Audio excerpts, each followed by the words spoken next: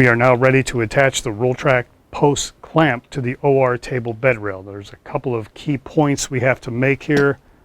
First of all, don't rest all of your Rultract equipment on the patient's chest.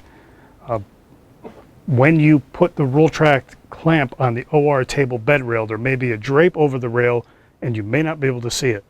So what we need to do is find the proper place to put the clamp. So if I reach in here, I try to find a space in between the bolts that hold the rail on. So you could put the clamp right here in between the bolts.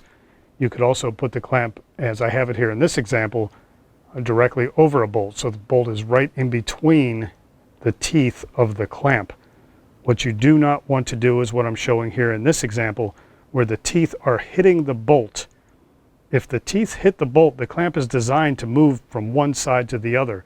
However, that may not always work. So if you hit the bolt and you tighten down on the bolt, you're not going to have a good purchase on the rail, and the clamp can wobble, resulting in the system leaning in a little bit. So reach in between, find the proper place in between the bolts, or go directly over a bolt.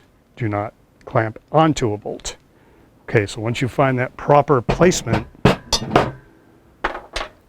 what you're going to do is turn the knob counterclockwise all the way, opening the jaws completely, and squeeze the jaws to make sure that they move freely.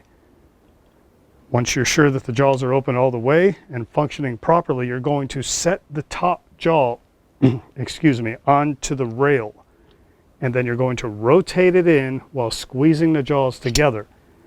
So you'll set it on the top part of the rail. You're going to squeeze those jaws together gently until you hear it grab the rail. So I'm rotating in slowly, squeezing a little bit, and then I hear it grab the rail. Now what I'm going to do is squeeze the jaws together, continue to squeeze the jaws together, and then turn the knob. So this knob is not designed to bring the jaws together, it's designed to tighten the jaws. It's very important. If you don't have a good purchase on the bed rail, the retractor can move. So what I mean by that is I'm holding those jaws together on the bed rail and I'm squeezing the clamp closed. Then I'm turning the knob to tighten the jaws on the rail. I do not use this knob to bring the jaws together onto the rail, because you may not get a good purchase on the rail because of the drape, and you also cannot really see where you're tightening it on the rail, so you're not positive you have a good purchase.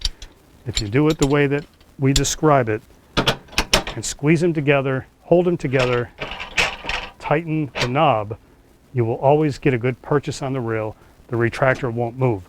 Once you have that clamp tightened, make sure that you tighten it as tight as you can. In some situations, we have stronger people than others tightening this knob. If you have somebody that doesn't really have the strength in their hands, tighten the knob, the retractor may move.